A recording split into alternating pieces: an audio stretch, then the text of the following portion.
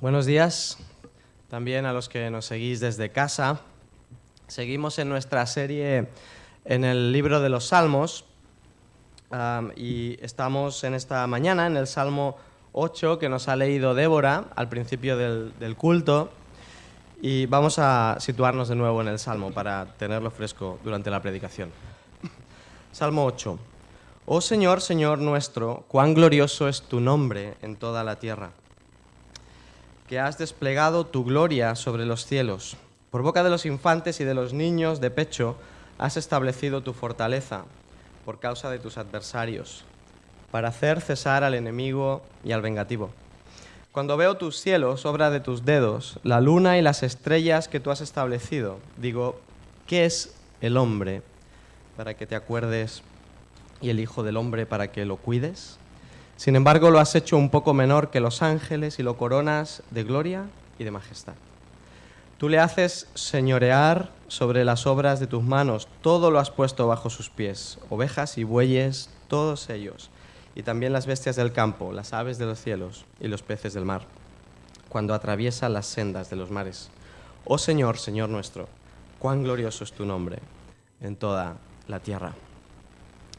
La semana pasada Jonathan estuvo hablándonos del Dios creador y cómo al descubrir a ese Dios creador nos lleva a la adoración.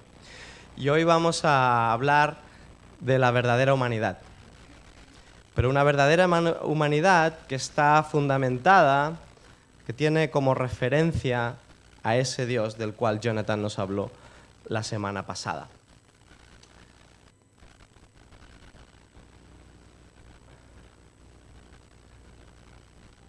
¿El cuadro de ahí arriba, Joel?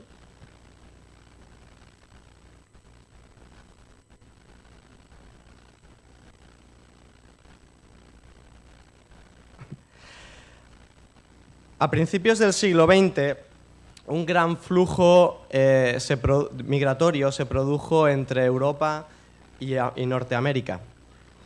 La mayoría llegaban en barco y entraban por los Estados Unidos. Cuando llegaban al continente norteamericano, pasaban por aquí. Por aquí. Por aquí. Por aquí. Pasaban por la isla de Ellis, en el puerto de Nueva York. La isla de Ellis se conocía como la puerta al sueño americano. Como eran personas desconocidas que venían de diferentes trasfondos culturales, de diferentes contextos socioeconómicos, a toda persona en la isla de Ellis se le hacía una revisión médica, se les interrogaba sobre su procedencia y sobre su familia, y a la mayoría de ellos se les permitía seguir el viaje a donde fueran. Bueno, las políticas migratorias han evolucionado mucho desde entonces. Ahora tenemos pasaportes con microchips, con hologramas, con fotos biométricas, con códigos de barras que ofrecen a la gente de aduanas la información que necesita saber de ti para saber si te deja entrar o no en el país. Bueno, el Salmo 8 es una especie de pasaporte que Dios te ha expedido a ti para que sepas cuál es tu identidad, cuáles son tus características, cuál es tu propósito y cuál es tu dignidad como persona. ¿Dónde encuentra el ser humano su identidad? ¿Qué dice su identidad, la identidad de Dios, sobre ti mismo? Y cómo así tú descubres cuál es tu identidad. Bueno, hoy no funciona esto. No, está encendido. El láser funciona, quizás es la distancia.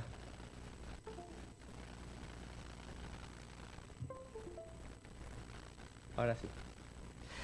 La ciencia nos plantea la hipótesis de que el ser humano es menos que un hombre, que es un animal, y que la evolución le hace ser el animal más inteligente del planeta.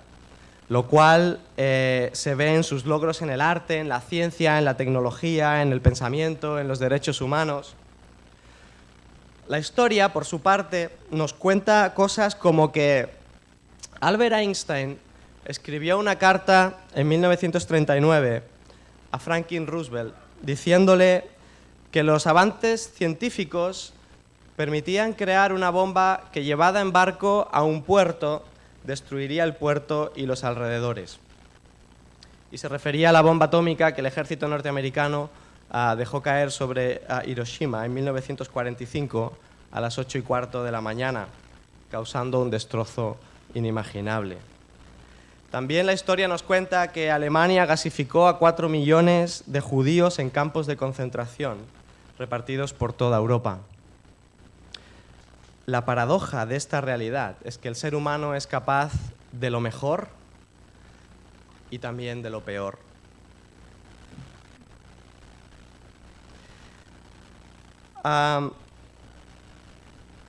¿Qué nos dice Dios acerca de nosotros mismos? Esta es la pregunta del salmista. ¿Qué es el hombre?, se pregunta. ¿El hombre se acerca a su ideal o se aleja de él? La propuesta en esta mañana es que cada uno de nosotros solo puede encontrar su identidad, toda su capacidad y, como decía Débora, todo su valor a la luz de quién es Dios.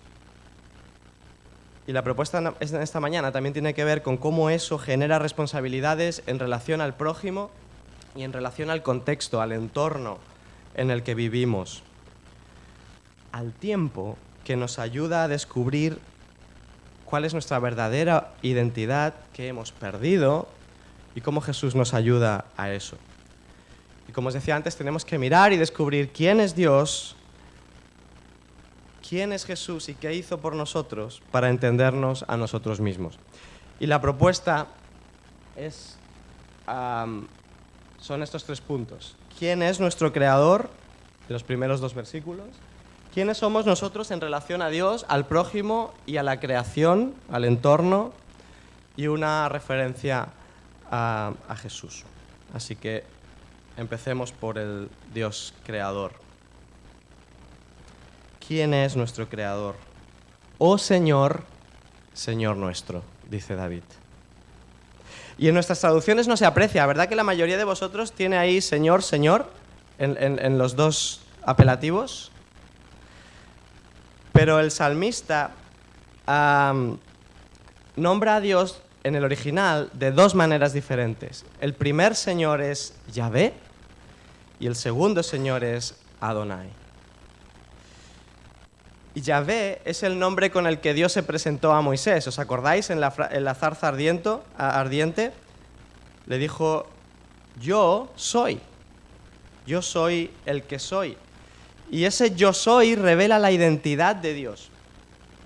Y revela que Dios es autosuficiente, que Dios no no depende de nadie.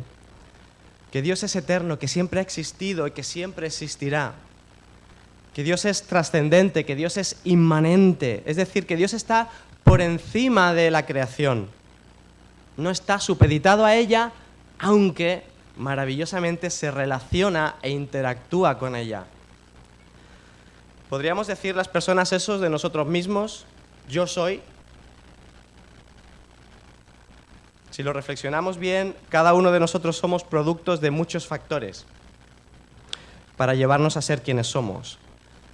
La genética, la educación, el contexto cultural, las vivencias, las experiencias de la vida. Y esto tiene implicaciones sobre todo al plantearnos de quién somos followers, a quién seguimos, a quién nos creemos y quién tiene influencia sobre nosotros. Porque si yo soy producto de todas esas cosas, el que está a mi lado también lo es. Y bueno, vamos a evaluar qué influencia tiene eso sobre mí, ¿no? Pero Dios es más estable, es trascendente, es inmanente, no está supeditado ni condicionado a nada. Por su parte, Adonai nos habla del Dios soberano. que lo gobierna todo. Y aquí David en este salmo está dialogando con el dueño absoluto de la creación. Y nos transmite que su gloria está sobre toda la tierra, que lo abarca todo. David nos está diciendo que Dios importa. Y que no hay otra cosa más importante que Dios. Dice, has puesto tu gloria sobre los cielos, está por encima de todo. Y esa palabra gloria que el salmista incluye aquí sitúa a Dios como la persona más importante a quien conocer, la más bella, la más espléndida, la más grande, la más llena de bondad y que tiene toda la capacidad que puedas encontrar. Solo a Dios podemos darle el valor absoluto que realmente tiene. Sitúa a Dios por encima de cualquier persona, por encima de cualquier cosa, de cualquier anhelo y de cualquier necesidad. Y si accedes a Él, encontrarás todo lo que necesitas y más. En segundo lugar, ¿quiénes somos nosotros? ¿Y quiénes somos nosotros en relación a Dios? Cuando veo tus cielos, obra de tus dedos, la luna y las estrellas que tú has establecido, digo, ¿qué es el hombre para que te acuerdes de él y el hijo del hombre para que lo cuides? Sin embargo, lo has hecho un poco menor que los ángeles y lo coronas de gloria y de majestad. Esta sección de versículos nos habla del ser humano frente a la inmensidad del universo. Imagínate que te puedes ir al planeta más cercano de la galaxia vecina. Si tuviéramos la tecnología para hacerlo, te llevaría 4.200 años. Llegas allí con tu supertelescopio potente en tu nave y miras hacia la Tierra. Probablemente verías algo parecido como un punto pequeño en medio de la inmensidad del universo. Y dentro de ese punto minúsculo, que es la Tierra, cada uno de nosotros somos un puntito mucho más pequeño que apenas puedes ver con el telescopio desde ese planeta. Así que con esta idea podemos entender el asombro de David, ¿no? Frente a la gloria, frente a la realidad de Dios, ¿qué somos nosotros? Decía Blaise Pascal sobre el hombre que no podemos quedarnos con esa idea sencilla de que somos un punto pequeñito en medio de la inmensidad del universo. Y él decía, el hombre no es más que una caña, lo más débil de la naturaleza, pero es una caña pensante. No es necesario que el universo entero se arme para destruirlo. Una sola gota de agua, un vapor, basta para matarlo.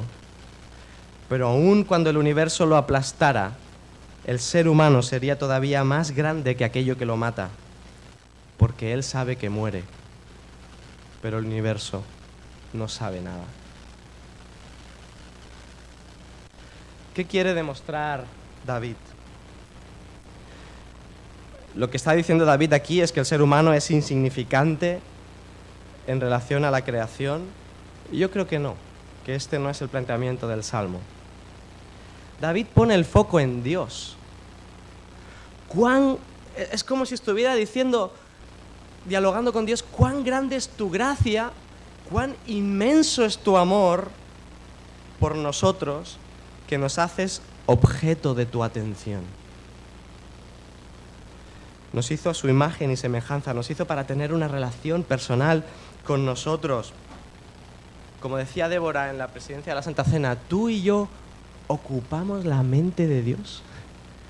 Eso es maravilloso, o sea, que el ser más maravilloso del universo, el soberano, que ese gran ser, gran persona, que tú ocupes sus pensamientos. David no está hablando acerca de Dios, David está dialogando con Dios. Es un diálogo, ¿no? Y esto nos habla de que podemos relacionarnos, tener cercanía, intimidad con nuestro Creador. ¿Y qué dice que somos aquel que nos creó? ¿Qué dice Dios que somos tú y yo? Cuando pasas el chip de tu pasaporte vital por el ordenador, ¿Qué información sale en la pantalla sobre ti? Lo has hecho un poco menor que los ángeles y lo coronas de gloria y majestad. Le haces señorear sobre las obras de tus manos, todo lo has puesto bajo sus pies. Ovejas y bueyes, todos ellos, y también las bestias del campo. Dios ha puesto su imagen en nosotros. ¿Recordáis Génesis 1:23? Dios hizo al hombre y a la mujer a su imagen y a su semejanza. Significa que el ser humano tiene inteligencia, tiene emociones, tiene voluntad, tiene conciencia, tiene autodeterminación y tiene una dignidad que no se encuentra en ninguna otra criatura creada. Tú y yo llenamos la mente de Dios, somos la niña de sus ojos. ¿No es increíble el valor que Dios nos da? ¿Quién te da un valor así? ¿Quién te valora de esa manera? Probablemente una de las cosas más emocionantes sea soñar con identidad, ¿no? Todas nuestras fantasías y actividades de ocio giran en torno al tema de la identidad. Los videojuegos nos proveen la posibilidad de tener una nueva identidad, ser un personaje de aventuras o un futbolista o cualquier otra cosa, ¿no? Las películas y las series de televisión nos permiten vivir experiencias a través de las identidades de otros. Instagram nos presenta un abanico de posibilidades de soñar cómo podríamos ser.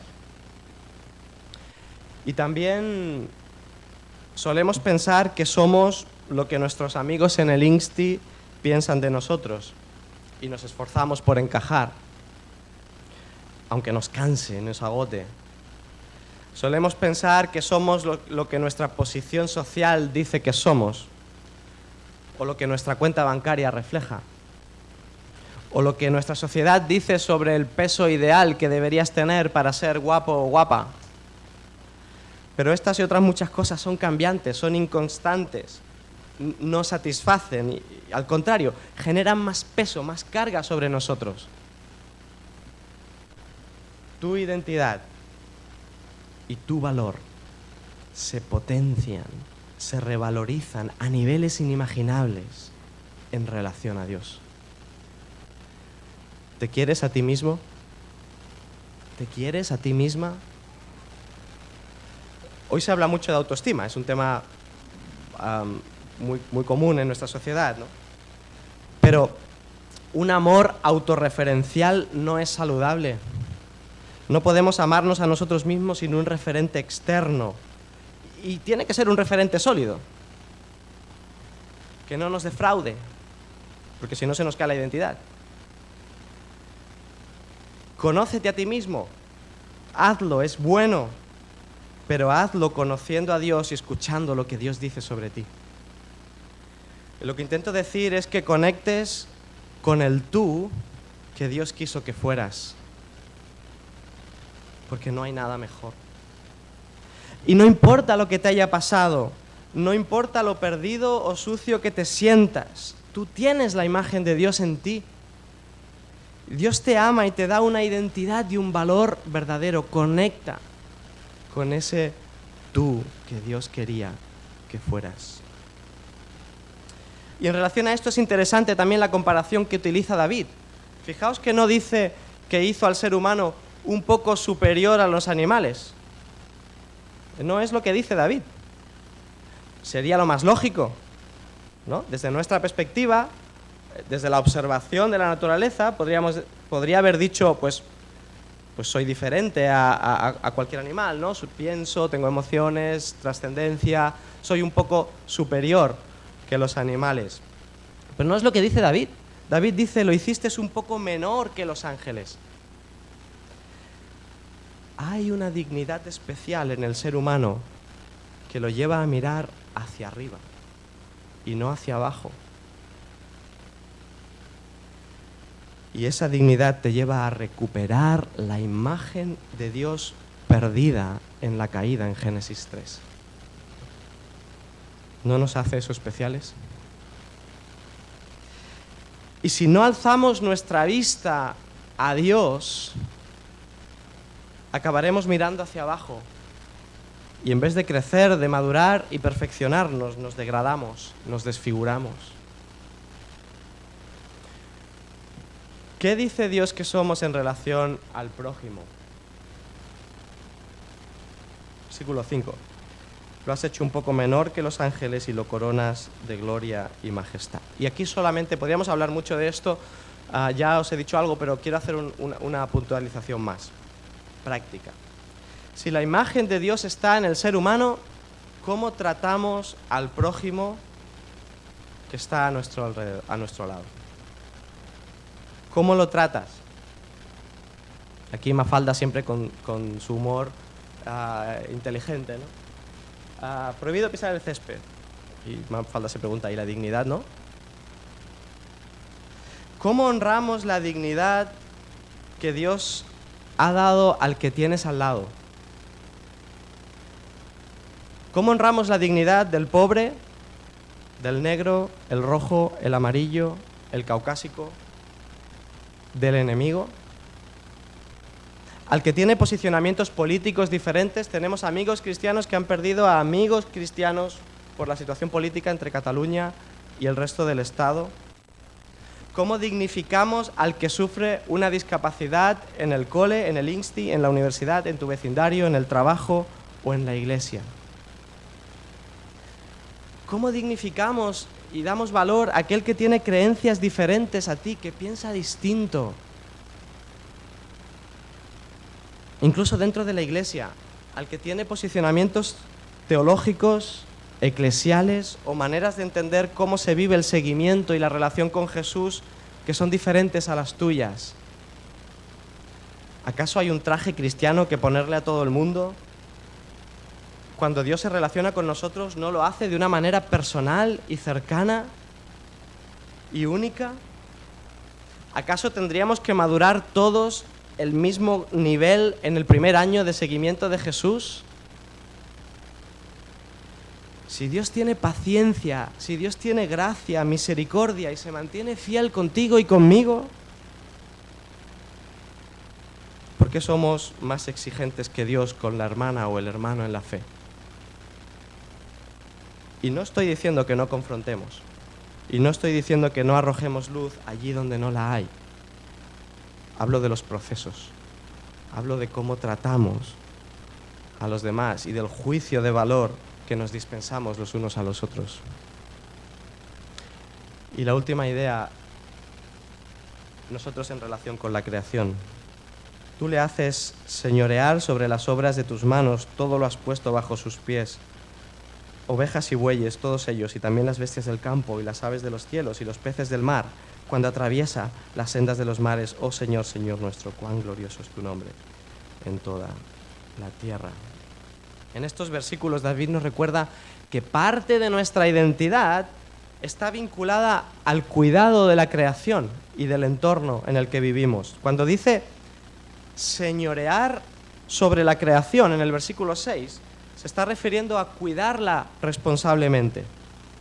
Se está refiriendo a desarrollarla creativamente y a vivir en ella con respeto y en dependencia del dueño de la creación, que es Dios, y es quien la sustenta. Hay cristianos a los que no les preocupa el tema de la ecología. Solemos escuchar cosas como, es todo política, esto no tiene nada que ver con la fe, cuidar a la creación no es una prioridad. Escuchamos también, el Evangelio se trata de salvar almas, no salvar focas. No deberíamos enfocarnos en ayudar a los pobres en vez de preocuparnos por los animales. Hay otros que piensan que es un tema importante, pero no lo consideran una responsabilidad personal. Incluso dicen, es un problema tan grande que me desborda, ¿qué voy a hacer yo en relación a esto, ¿no? Pero la cuestión está en entender que los cambios y los procesos son lentos, pero continuos. Así que no es cuestión de ganar el premio a la familia más ecológica de Cataluña, sino de intentar poner tu fe en práctica, siendo cada vez más consciente de los problemas medioambientales, tomando pequeñas o grandes decisiones según tu capacidad para hacerlo, en el día a día y cambiando estilos de vida. Porque la realidad es que en el mundo hay un continuo deterioro de los ecosistemas, porque hay un impacto irresponsable y negativo del ser humano en ellas. Y la pérdida rápida de biodiversidad, con especies y plantas al borde de la extinción, el reto enorme del impacto que tiene el cambio climático, que se debe, según un consenso mayoritario de la comunidad científica, al incremento de CO2 en la atmósfera por la quema de combustibles fósiles. Esto es una realidad. Esa es la creación que Dios nos ha dado para que cuidemos y así va. Porque no hemos sido mayordomos responsables de ellas. Y cuando Jesús dice en Juan 3,16, que lo sabemos de memoria todos, que Dios amó tanto al mundo, ese mundo en griego, la palabra original es cosmos. Y lo que nos está diciendo Jesús es que Dios amó tanto a las personas, pero también a todo lo que creó. Y esto tiene implicaciones serias para nosotros como cristianos, que hemos de entender el discipulado como si la creación importara. Jesús nos enseña su propia relación con la creación, disfrutando de los frutos, desarrollándola creativamente. Era carpintero, utilizaba la madera para un bien común. Usados correcta y de manera sostenible, la ciencia, la tecnología y el comercio pueden ser expresiones de una mayordomía que permita a la creación alcanzar su máximo potencial.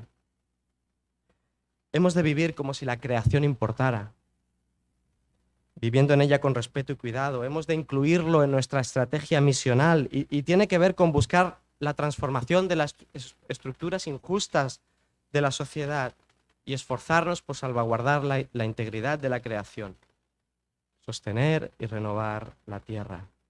Y esto puede concretarse en una alimentación ética, local y sencilla, en hogares sostenibles y eficientes, sin derroche de recursos, en reaprender los ritmos de la creación, en comprar cosas duraderas que resisten el paso del tiempo, o no cambiar simplemente de producto porque sí o por la moda. Algo tan sencillo como el uso del coche, ¿no? La velocidad, el uso del transporte público, reciclar, celebrar con sencillez. Ahora se ha puesto muy, muy de moda esto de las ecofiestas. No sé si lo habéis oído. Tú vas a una fiesta de cumple y te llevas tu vaso y tu plato, tus cubiertos, y luego te los llevas a casa, ¿no? Y así no se generan más desechos, ¿no? O 25 niñas y niños en la clase de mi hija, 25 cumpleaños al año. Pues, ¿por qué no nos juntamos unos cuantos y celebramos el cumpleaños juntos, ¿no? Responsabilidad con la creación. Y la última idea que quiero compartir con vosotros para completar el cuadro de la identidad tiene que ver con Jesús. ¿Quién es Jesús? Hay una mención en el Nuevo Testamento a este Salmo 8 y está en Hebreos, en la carta a los Hebreos, en el capítulo 2. Hebreos es un autor que nos habla de Jesús. Es el personaje principal de su carta. Y en el 1:4 dice de Jesús que Jesús es mayor que los ángeles. Dice, siendo mucho mejor que los ángeles, por cuanto ha heredado un nombre más excelente que ellos. Porque a cuál de los ángeles dijo Dios jamás, hijo mío, eres tú, yo te he engendrado hoy. Y luego en el 2, 5 al 9, menciona el Salmo 8. Dice, porque no sujetó a los ángeles al mundo venidero, acerca del cual estamos hablando, pero uno ha testificado en cierto lugar diciendo que es el hombre, para que te acuerdes de él, o el Hijo del Hombre para que te intereses por él. Lo has hecho poco inferior a los ángeles, lo has coronado de gloria y honor y has puesto su gloria, has puesto sobre las obras de tus manos, todo lo has sujetado bajo sus pies. Añade que Jesús era mayor que los ángeles, pero luego dice que fue hecho poco menor que los ángeles, porque como decía Débora al principio, se encarnó y se hizo hombre, ¿no? Y hizo todo esto para devolvernos la imagen de Dios que habíamos perdido en Génesis 3. Restaura nuestra relación con Dios. Y para desarrollar bien esa identidad original con la que fuimos creados, tenemos que encontrarnos necesariamente con Jesús. Nuestra tendencia natural, el relato de nuestra sociedad, es mirar hacia adentro si quieres descubrir quién eres. Sin embargo, Pablo nos dice que nuestra vida está escondida con Cristo en Dios, que es un lugar geográfico fuera de nosotros, no dentro de nosotros. Si quiero saber quién soy, no tengo que mirar dentro, no tengo que mirar fuera, tengo que buscar a Jesús. Tengo que encontrar a Jesús para encontrarme a mí, para encontrar mi verdadero yo. Este salmo, el Salmo 8, nos ayuda a entender nuestra naturaleza humana. El ser humano no es un dios, pero tampoco es un villano. Es una criatura hecha a imagen de su creador para reflejar su gloria y para tener una relación con él especial y para ejercer dominio sobre la creación y desarrollarla creativamente, siendo responsables e intencionales con ella. Pero el ser humano también es una criatura rebelde, en rebeldía, que necesita ser reconciliada con Dios. Necesitamos deponer nuestra rebeldía, someternos en arrepentimiento a la voluntad de Dios, poniendo nuestra confianza en Jesús, el único capaz de devolvernos la identidad con la que fuimos creados. Hoy tienes la oportunidad de reconciliarte con tu Creador. Crecer en dignidad y perfección y disfrutar de una relación íntima y cercana. Si entiendes esto, si Dios te abre los ojos a esto, podemos hablar después del culto sobre esta cuestión. El Señor os bendiga.